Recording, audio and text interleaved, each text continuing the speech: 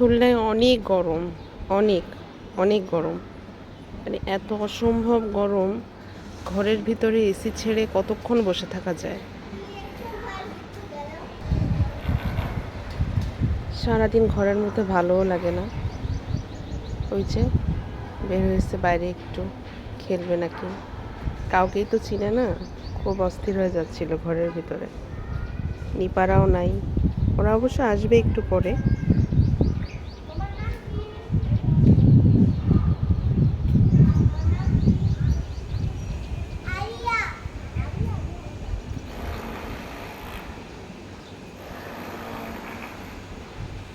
উপরে কারোর সাথে কথা বলছিল। এখানে অনেক বাচ্চারা খেলে যদিও বা, কিন্তু আজকে কাউকে তেমন দেখা যাচ্ছে না। হয়তো একটু পরে বের হবে সবাই।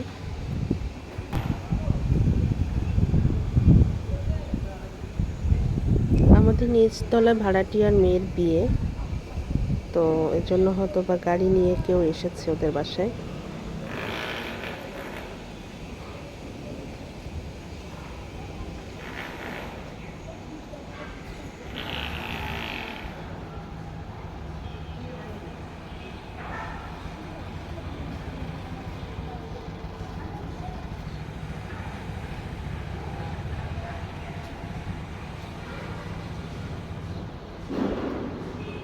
কি হলো, তুমি হাঁটো,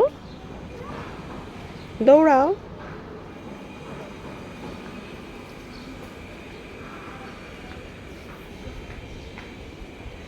আগে ওই যে বিল্ডিংটা দেখা যাচ্ছে, নীল রঙের জানালা, ওর ওপাশে একটা লেক আছে।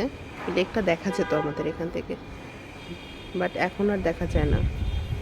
আমরা যখন সোনাডাঙ্গাতে এসেছি, আশেপাশে কোনো বিল্ডিংই ছিল না, একটা বা দুইটা ছিল, আর সব ছিল খোলা মাঠ, ফাঁকা প্লট। রাত্রেবেলা মাঝে মাঝে মনে হতো শিয়াল ডাকছে, এত ফাঁকা। বাট এখন এখন সবগুলো প্লট ভরে গেছে এবং বড় বড় অ্যাপার্টমেন্ট হচ্ছে, সবগুলো হাই রাইজেস বিল্ডিং।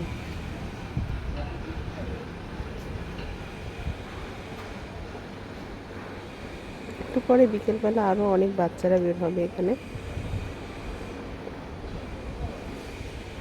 বাবার বাড়ি আসলে যেন সময়ই কাটতে চায় না, কখন সকাল হচ্ছে কখন রাত হচ্ছে।